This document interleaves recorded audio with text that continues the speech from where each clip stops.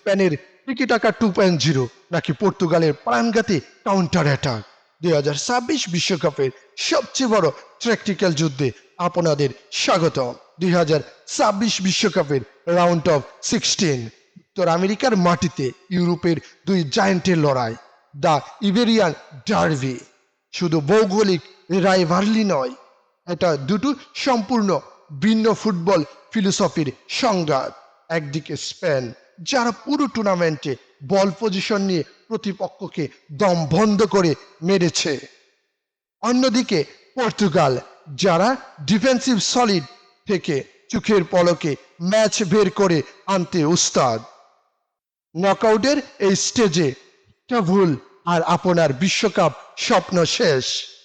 আজকে আমরা ডিকোড করব এই মেগা ক্লেশে প্র্যাকটিক্যালি কে কাকে ট্রেক্কা দিতে যাচ্ছে। স্পেনের গেম প্ল্যান খুব পরিষ্কার, মিডফিল্ডের সম্পূর্ণ নিয়ন্ত্রণ। লাইস দে লা ফাউন্টের এই স্পেন আগের মতো শুধু পাসিং এর জন্য পাস খেলে না, এরা অনেক বেশি ডিরেক্ট। তাই তারা হাই ডিফেন্সিভ লাইন মেনটেন করে খেলবে। রদ্রি খেলবে পিভট রোলে, আর পেদ্রি বা গাভি অপারেট করবে হাফ পেসে। স্পেনের মূল অস্ত্র হবে তাদের উইং প্লে। লামিন ইয়ামাল এবং নিকো উইলিয়ামস টচ লাইন ধরে খেলবে, যাতে স্পেনের মিডফিল্ডাররা মাঝখানে স্পেস পায়। তারা পর্তুগালকে তাদের নিজেদের বক্সে পিন ডাউন করে রাখতে চাইবে, কিন্তু এই হাইলাইন ডিফেন্সিভ হতে পারে স্পেনের সবচেয়ে বড় দুর্বলতা। আর ঠিক এখানেই শুরু হবে রবার্তো মার্টিনেজের পর্তুগালের মাস্টার প্ল্যান। স্পেন বল রাখতে দাও। পর্তুগাল খেলবে একটা কমপ্লেক্স 4-4-2 বা 5-3-2 মিড লো ব্লকে। পর্তুগালের টার্গেট থাকবে স্পেনের ফুল ব্যাকাররা যখন ওভারল্যাপ করবে, তখন তাদের পেছনের স্পেসটুকু ব্যবহার করা।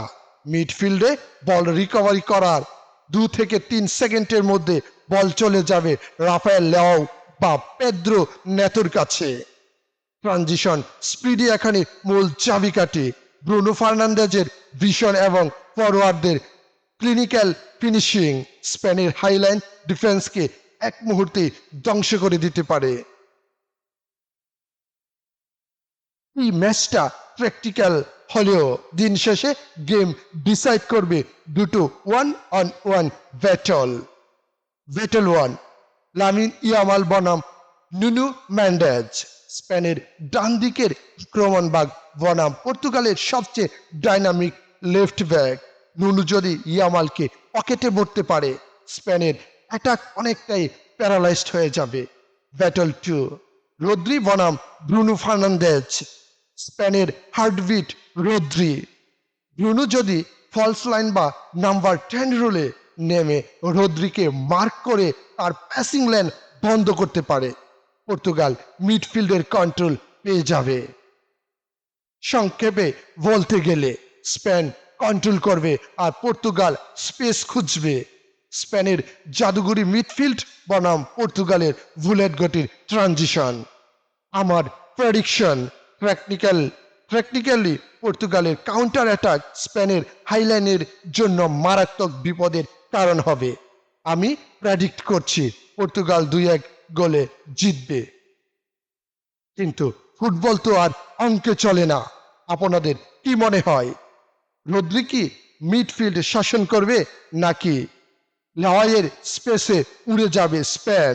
কমেন্ট বক্সে আপনার স্কোর প্রেডিক্ট জানিয়ে দিন। ভিডিও ভালো লাগলে লাইক করুন, সাবস্ক্রাইব করে বেল আইকনটিতে ক্লিক করুন। দেখা হচ্ছে পরের ভিডিওতে।